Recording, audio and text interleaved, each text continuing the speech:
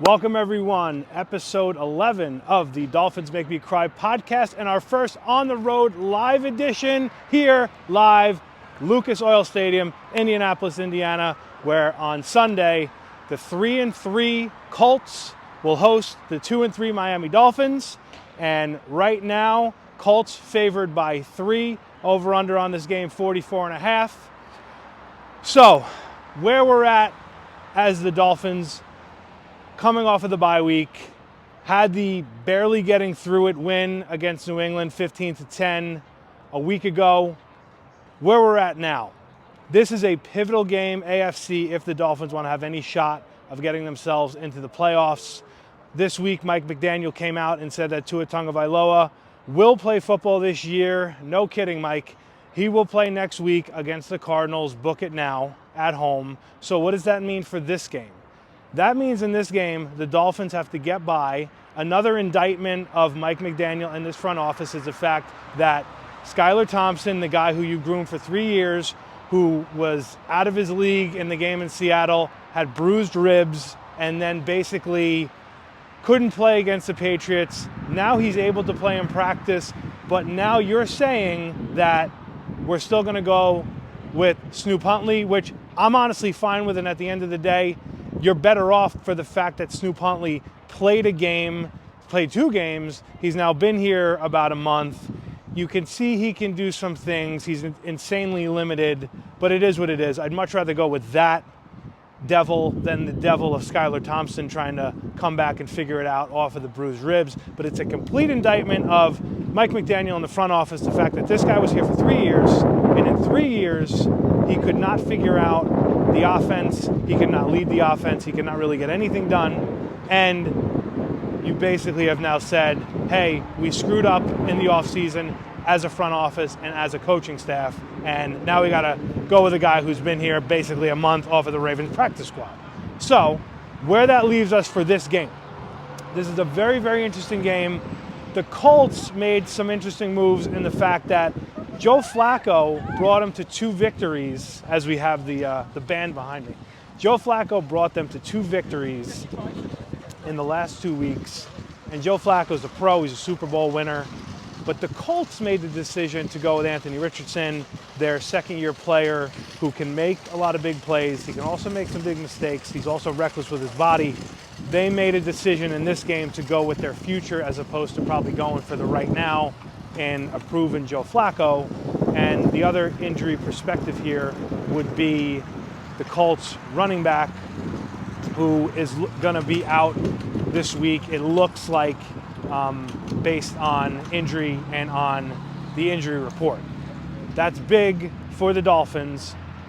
The other thing from the Colts defense, they are ranked 31st against the run, which means the Dolphins and Mike McDaniel, I know if you've ever watched me do anything of a podcast, you say run the ball, and last week they ran for 193 yards.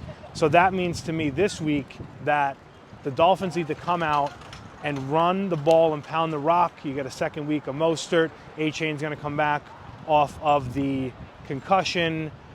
We got to get better line play. We know that. But here's what I really need to see that I did not see against the Patriots. We need to see Huntley with some designed runs. If he can give us some designed runs, and you can give us that 200 yards of offense from the running game, I think you can keep the Colts on the ropes and you can make it where you can put yourself in a good position to be ahead in this game, which you're going to need. You cannot play from behind with a backup quarterback, particularly your backup quarterback. You have to get ahead to the sticks, run the ball effectively, and then I don't want to say big plays like we saw from Tua with Tyreek Hill and Jalen Waddle. What I need to see here is this. I need to see the ball in space in both of those guys' hands where the run game's so effective that the safeties and corners have to play up, and then it gives them some spots of single coverage. And then the second piece of that, I say it every week, we need more out of the tight end. We got a lot out of Jonnu Smith against the Pats. We need to see that again this week. This is going to be a very interesting and pivotal game. The other side of things that I need to see, and I will believe it when I see it, is mistakes. This is one of the highest penalized teams in the league. one of the highest penalized teams, special teams-wise. They have to clean it up. So what did you do and what did you learn in the bye week? I'll tell you what you didn't do in the bye week. You didn't fire your terrible special teams coach, Danny Crossman, who shouldn't even be here anymore, but that's a whole nother discussion for a whole nother day. You held nobody accountable to the results in losing their job. So now, right now, this is that tipping point for Mike McDaniel in the season where if you would have told the Dolphin fan that Tua was going to go down in week 2, and when he comes back, 6 games later, that you'd be 3-3, we all would have signed up for that. 3-3, 2-4 is a big difference, particularly in this conference, where in the AFC, there's a lot of teams that aren't as good as you kind of thought they would be at this point of the season. Cincinnati Bengals being one. You know what the Bills are. You know what the Chiefs are. You're still not anywhere near in their league, but if you could somehow salvage 3-3, getting a road victory against an AFC opponent, and then getting us Tua back, Tua will not solve all the problems. And I do want to address this. There's a lot of Dolphin fans out there that think that Tua is going to come back and magically we're going to go 12-4. It's not going to happen. Tua had 2 touchdowns, 3 picks prior to everything going on in that Bills game and prior to all the concussions. He's going to come back. He's going to be rusty. It's going to take him time. But ultimately, what we need to see here is we need to see the Dolphins clean up special teams, snaps on special teams, kicks on special teams, punts, and we need to see less overall penalties. You cannot live in the world of north of 10 penalties a game. You will get killed. And I know the way the games are being called. The game Monday night, Bills-Jets, 20-something penalties. I get it, but you're not good enough talent-wise right now to overcome all of it.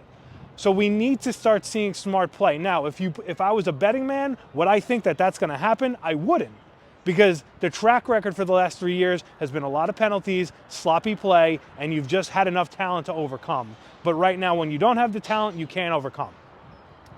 Now, the other factors of what's going on with this team and what's going on in this particular game, you are getting a little bit healthier in some regards.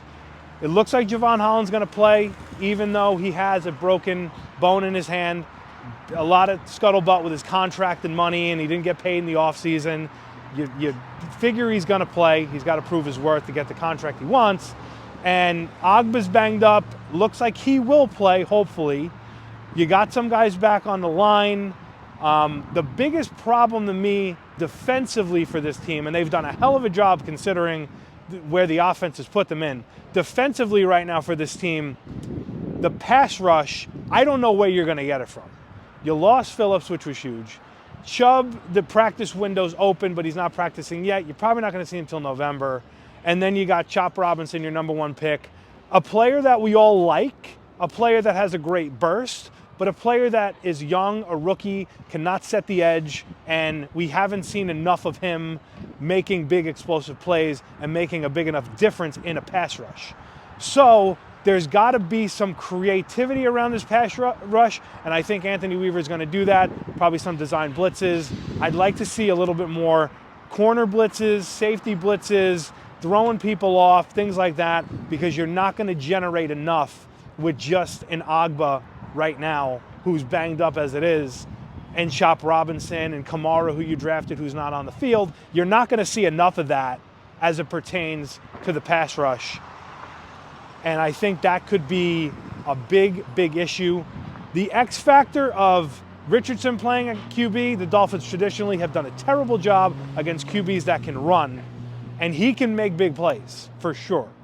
So you're going to have big contributions from Ramsey, and you got to get more out of some of these guys in the special teams.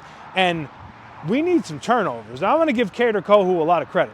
He's played very well considering the way he played last year. He obviously 2 years ago was very, very good. He's been pretty solid. Ramsey's obviously very solid.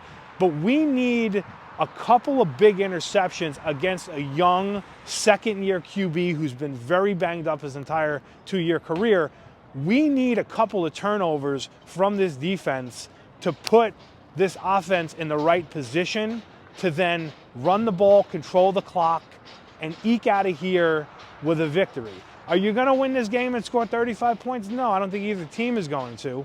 And that would be, look at what the over-under is, being 44. But you can and should win this game. And not that I want a future cast, because we have a lot of stuff obviously to clean up.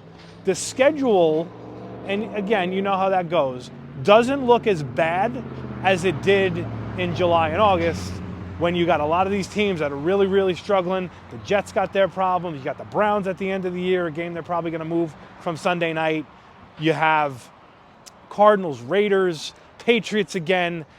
Again, if you can get out of here 3-3 and you get Tua and you clean some stuff up, then you got that home game Cardinals, got Raiders, got Pats. You can build a little bit of momentum, but it starts here, and we need to see a more convincing and better called game from Mike McDaniel. You could almost feel in the beginning of that Patriot game 2 weeks ago, he was like biting his lip that he wanted to go for it on some of these fourth downs, and he didn't, and he kicked it. A couple of them worked, a couple of them didn't. The ones that didn't weren't because, one, Sanders missed, and one, you have terrible special teams, which I'll say until the cows come home, and you had some snafus on special teams there. But the decisions that he made were good decisions, because they were the ones that needed to be made at the time in that game, and he didn't force the issue. He needs to continue coaching that way, and if you can give a pretty good running game to Huntley and then hand that same thing to Tua, I think you're going to have a good shot. So here is my pick, as I'm getting a phone call. Here is my pick.